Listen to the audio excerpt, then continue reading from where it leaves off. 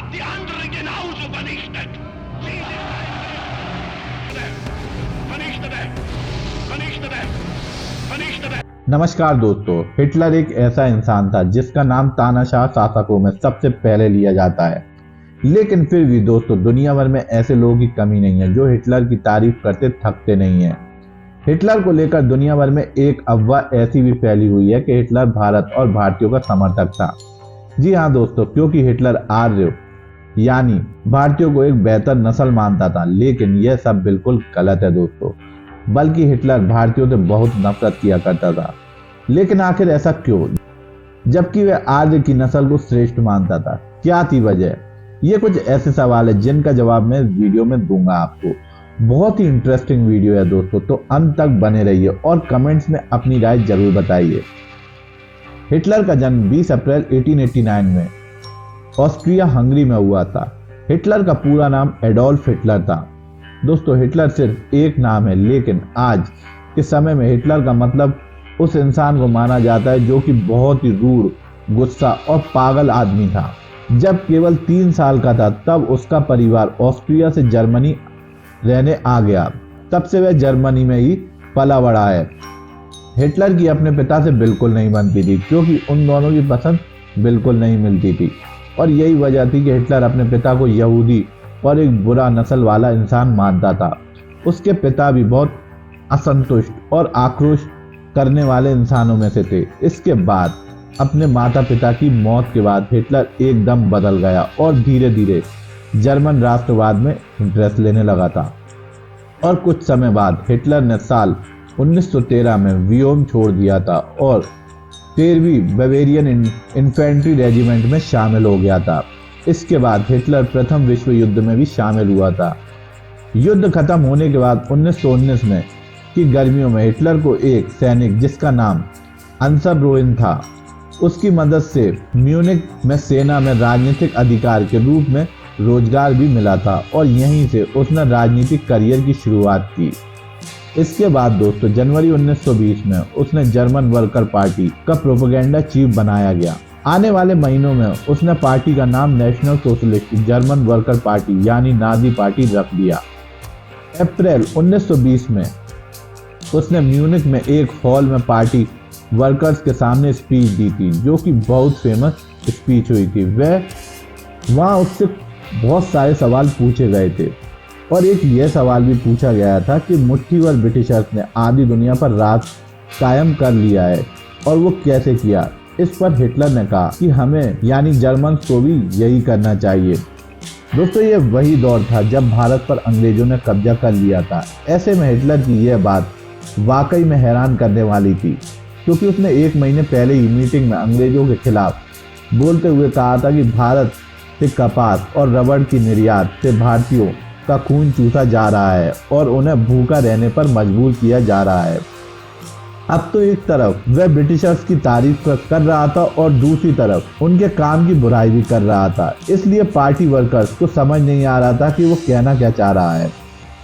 तब उसने अपने दोनों सवालों का जवाब एक शब्द में दिया, और वो एक शब्द था पावर यानी ताकत। उसने कहा सारा मामला ताकत का है। अंग्रेजों के पास ताकत थी, इसलिए वह भारत के लोगों पर राज कर पाया, और उन्हें ऐसा करने का हक भी है। क्योंकि उसके पास ताकत नहीं, उसे अधिकार की बात करने का कोई हक भी नहीं है। और बस यहीं से हिटलर की तानाशाही शुरू हो गई। हिटलर ने उस वक्त यह भी कहा था कि जर्मन के पास कोई भी अधिकार नहीं है, क्योंकि जर्मन के पास ताकत नहीं है। वहीं जब उससे पूछा गया कि अंग्रेजों के पास यह शक्ति आई कहाँ, तो उसने कहा कि नस्ल ब्रिटिश भारत में इसलिए राज कर रहा है क्योंकि ये एक बेहतर नस्ल के लोग थे। अब यह बात थोड़ा चौंकाने वाली है। सबको मालूम था कि हिटलर आर्य नस्ल को सबसे बेहतर मानता था, और अब अधिकार इतिहासकार मानते थे कि भारत के लोग भी आर्य नस्ल के लोग हैं। फिर हिटलर भारतीयों को अंग्रेजों से नीचे नस्ल का क्यों बता रहा था? बात यूं है दोस्तों कि इस नस्ल वाले फंडे को समझने के लिए हमें पहले हिटलर के 2 सहयोगियों के विचार समझने होंगे। पहले थे स्टीव चैम्बर्सले और दूसरे थे एल्फ्रेड रोजर्सबर्ग। तो आइए जानते हैं। स्टीफर्ड चैम्बरले नाजी शासन में एक बड़ा फिलोसोफर माना जाता था और वही हिटलर का एजुकेशनल एडवाइजर भी था। नस्लीय श्रेष्ठता का विचार हिटलर को चेम्बर लेनिन से ही मिला था। चेम्बर लेनिन के पास ये विचार कहाँ से आया? औद्योगिक क्रांति में चर्चा और धन की शक्ति कम होने लगी थी। नाजियों का कथन गॉड इज डेड फेमस हो चुका था और एथिक्स और मॉरल को साइंस से चुनौती मिलने लगी थी। दोस्तों, चेम्बरलेन को इन सब का हल मिल चुका था। नस्लवाद में 19वीं सदी के मध्य में विलियम जेम्स नाम के एक ब्रिटिश स्कॉलर ने अपनी रिसर्च में संस्कृत, ग्रीक और लैटिन भाषा में बहुत सी बातें एक जैसी पाई थी और इन भाषाओं को बोलने वाले लोगों को उसने नाम दिया था आर्य। ये शब्द जो अब भारत में वैदिक परंपराओं से जुड़ा हुआ था वह एक नस्लीय पहचान बन चुका था। धीरे धीरे बाकी स्कॉलर्स ने पाया कि 40 और ऐसी भाषाएं थीं जिसमें एक जैसे गुण थे। इसमें जर्मन और इंग्लिश भी शामिल थी। संस्कृत भाषा भारतीय परिवार की भाषा थी। कुछ 1500 साल पहले आर्य भारत के सेंट्रल एशिया में आए थे। इसी विचार को आगे बढ़ाते हुए चैम्बर ने दावा किया कि भारत में पहुंचे पहले लोग असल में जर्मन थे और नॉर्डिक नस्ल के ये लोग फादरलैंड यानी जर्मन से निकलकर एशिया के अलग अलग इलाकों में गए थे। भारतीय ग्रंथों को पढ़ने के लिए चैम्बर्स ने संस्कृत भी सीखी। वेद और उपनिषद पढ़कर वह बड़ा प्रभावित हुआ, लेकिन इसमें मौजूद कई अच्छी बातों को छोड़कर उसने जाति प्रथा को पकड़ा। नस्लीय बंटवारे के रूप में जाति प्रथा उसे बड़ा लॉजिकल सिस्टम लगा जिसमें श्रेष्ठ नस्ल के लोग सबसे ऊपर और कमतर नस्ल के लोग सबसे नीचे हुआ करते थे। बस यही विचार हिटलर को भा गया। दोस्तों, अगर दूसरे इंसान की बात करें, जिस दूसरे इंसान ने हिटलर को प्रभावित किया था वो था एल्फ्रेड रोजरबर्ग। आपको बता दें कि 1920 में हिटलर ने रोजरबर्ग से मुलाकात की थी और हिटलर ने उसे नाजी पार्टी के मुखपत्र का एडिटर नियुक्त कर दिया था। इसी मुखपत्र के जरिए नाजी पार्टी ने नस्लीय श्रेष्ठता का प्रचार शुरू कर दिया। चेम्बरलेन की तरह रोजरबर्ग भी भारतीय इतिहास और संस्कृत भाषा में रुचि रखता था। उसने भी वही सिद्धांत आगे बढ़ाया कि घोड़ों में बैठकर नीली आंखों वाले जर्मन लोग भारत में घुसे और वहां के काले लोगों पर अपना अधिकार कायम कर लिया था। सारा दोष इन तीनों का ही माना जाता है। दोस्तों, भारत में नस्लीयहीनता को खत्म कर दिया गया था और इसलिए भी भारत गुलाम बना था। रोजरबर्ग का मानना था कि भारत में आर्यों से एक गलती हो गई। वे आध्यात्मिकता पूजा में इतना डूब चुके थे कि नस्लीय शुद्धता बनाए रखने को लेकर वे असावधान हो गए थे और आगे चलकर उनका खून काले मूलवासियों से मिल गया था, जिसके चलते नस्लीय श्रेष्ठता समाप्त हो गई थी। एक बार ऐसे ही रैली में हिटलर ने कहा था कि भारतीय चल भी नहीं सकते। अंग्रेजों ने उन्हें सिखाया कि चलना क्या होता है। इसके अलावा भी भारत पर हिटलर ने बार बार कमेंट किया था। यहाँ तक कि हिटलर ने भारत को लेकर यह भी कहा था दोस्तों कि भारत ब्रिटिशर्स के राज में जर्मनी के लिए एक रोल मॉडल है। इंडिया इस बात का उदाहरण है कि एक गुलाम नस्ल के साथ कैसा व्यवहार किया जाता है। दोस्तों, एक किस्सा मैं आपको ऐसा ही सुनाना चाहूँगा। जब म्यूनिक ओलंपिक्स हो रहा था और वर्ल्ड कप के फाइनल में जर्मनी का मैच इंडिया से हो रहा था, तब एडोल्फ हिटलर ये मैच देखने आए थे। तब जर्मनी को 8-0 से ध्यानचंद ने हराया था। तब एडोल्फ हिटलर ने मेजर ध्यानचंद को अपने पास बुलाया था और मेजर ध्यानचंद से कहा था कि आप मेरे यहाँ आ जाइए, आपको जितना पैसा चाहिए आप ले लीजिए। लेकिन मेजर ध्यानचंद का कुछ ये जवाब था जिससे हिटलर दंग रह गए थे। मेजर ने यह कहा था कि मैं भारतीय सेना का एक छोटा सा सिपाही हूँ और मैं उसी में खुश हूँ, मुझे ना पैसा चाहिए ना दौलत चाहिए। यह सुनकर हिटलर दंग रह गया था। ये होती है भारतीयों की ताकत। दोस्तों, चलिए अब आगे चलते हैं स्टोरी में। आज़ादी के आंदोलन को लेकर उसका मत था कि यह बेहतर नॉर्डिक नस्ल के खिलाफ नीची नस्ल के लोगों का विद्रोह था। इंडियन प्रॉब्लम्स के बारे में बात करते हुए उसने वायसरॉय लॉर्ड इरविन की सलाह दी थी। गांधी की गोली क्यों नहीं मारी गई, ऐसा हिटलर का कहना था और मानना भी था।